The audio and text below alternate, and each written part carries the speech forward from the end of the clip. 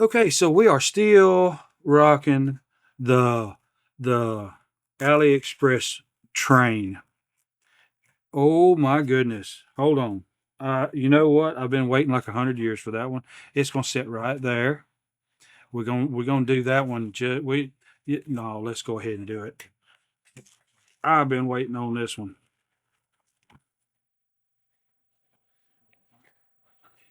Demco knives. Demco knives. All of this goodness. Shark Lock Technology. AD20. I think this is a clone. Uh, but in this case, I mean, I can't right now afford a real thing. So it's got a pocket clip and it's got a pocket clip. I don't get it. Really don't get it. So I guess it's a different style pocket clip. So you get a different pocket clip with it. So Demco knives. I think this is a clone.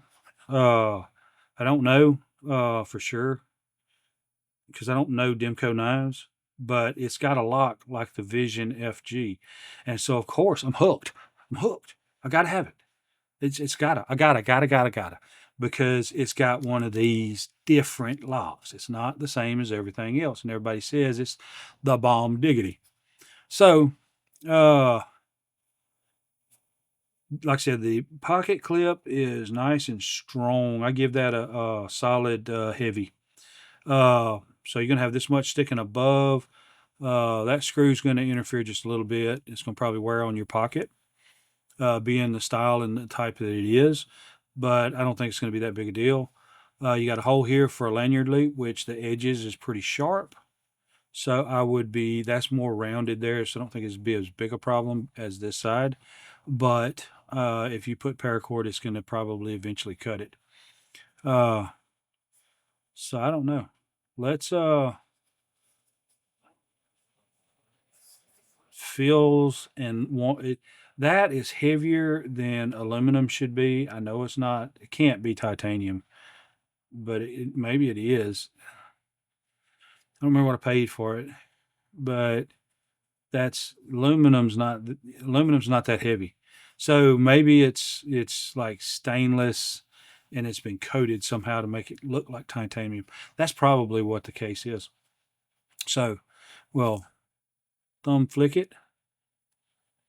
Very, very minute up and down. Very little left and right. So it's got a little blade wiggle, and I can probably tighten that up with this. 3V Taiwan.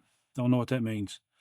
Uh, It's got a patent number US 10632 632B1. I don't know, or maybe I don't know. I may or may not be reading that number correctly. I can't. It's deep down in there. Uh, but that's it. I like it. See, that is not as heavy as the Civivi FG. So you've got a real and well, hold on. So it can be reverse flicked. It's not as easy. Now it's easier when I get behind that thumb stud. Um, it does appear to have bearings. Almost looks like two different size bearings, which would be weird, but I don't know. Um, so I don't know how this lock is set up in here. We may take this apart at some point. Uh, that blade is definitely shaving sharp. I love that reverse tanto / sheep's foot / drop point / just coolness. I like that. I'm pretty sure this has got to be a knockoff because I don't know how much one of these would actually cost, but I think I paid less than 30 for this. Uh, so, I mean, it is what it is. Um, It's smooth. It's just flippy floppy, like you want it to be. This lock is easy to engage and disengage. Um, you've got finger jimping, which is nice. That's cool.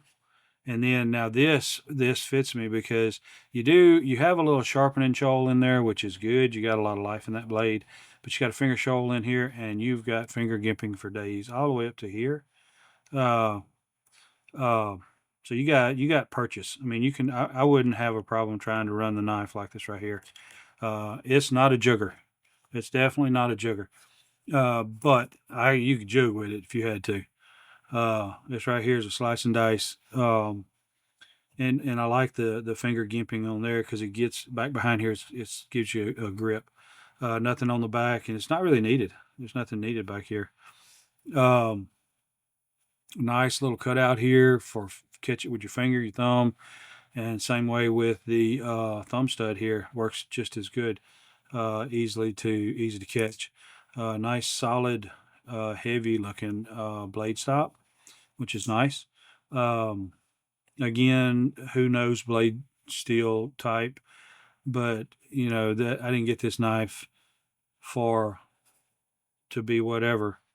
It's the coolness factor. It's just like the last one I looked at, that magnetic knife. Uh, I like it. I likes it a lot, and I think I have a 20.5 coming that may or may not show up sometime or another in the next 10, 15 years. Uh, as soon as they get all the shipping stuff taken care of.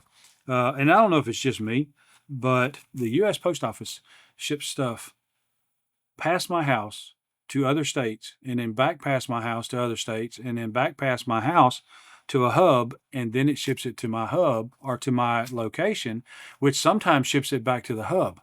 So they flip it around a bunch of times before it actually gets to me. And I can just stand out on the road and flag them down and just take it from them and save them a whole bunch of time, but they just won't stop. I don't know why. So anyway, that's coming. Uh, this is one of my babies. I know it's a cheap whatever, clone knockoff, whatever.